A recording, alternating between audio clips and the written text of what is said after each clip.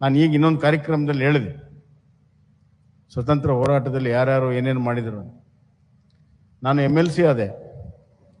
MLC ಆದ ಕೂಡಲೇ ನಮ್ಮ ಅವು ಕರೆದ್ಲು, ನೀವೊಂದು ಕೆಲಸ ಮಾಡಿಕೊಡ್ಬೇಕು ನನಗಂತ. ಜೀವನದಾಗ ಯಾರಿಗೂ ಏನೂ ಕೇಳಿಲ್ಲಕ್ಕೆ, ನೀನು ಕೆಲಸ ಮಾಡಿಕೊಡ್ಬೇಕು ಅಂದ್ಕೂಡ, ಅಯ್ಯೋ ಅವು ಕೇಳಲ್ಲ ಅಂದ್ರೆ ಏನು ಹೇಳ್ತಿ ಮಾಡ್ತೇನೆ ಬೇ ಅಂತಂದು.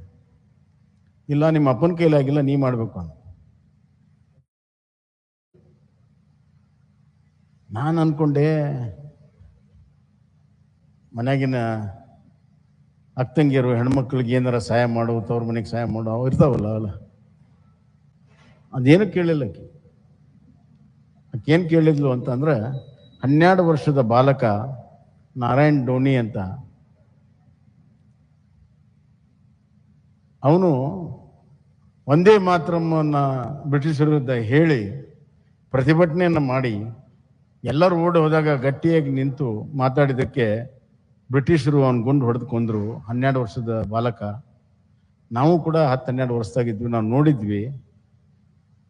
ಸ್ವತಂತ್ರ ಬಂದ ಮೇಲೆ ಭಾಳಷ್ಟು ಜನ ಪೆನ್ಷನ್ ತೊಗೊಂಡ್ರು, ಅದು ತೊಗೊಂಡ್ರು, ಅದು ಮಾಡೇವಿ, ಇದನ್ನು ಮಾಡೇವಿ ಅಂತ.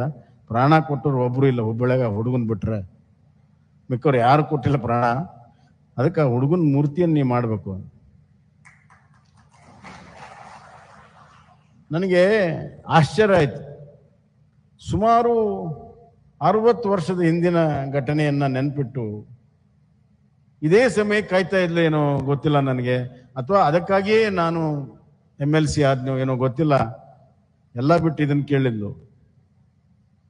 ನಾನು ಹ್ಞೂ ಅಂದೆ. ಆದರೆ ಎಷ್ಟು ಕಷ್ಟ ಇತ್ತು, ಅದೆಲ್ಲ ಕಷ್ಟವನ್ನು ನಿವಾರಣೆ ಮಾಡಿ ಇವತ್ತು ಆ ಮೂರ್ತಿ ಸ್ಥಾಪನೆ ಮಾಡಿದ್ದೇವೆ. ನನಗೆ ಮನಸ್ಸಿಗೆ ಭಾಳ ದೊಡ್ಡ ಸಮಾಧಾನ ಇದೆ.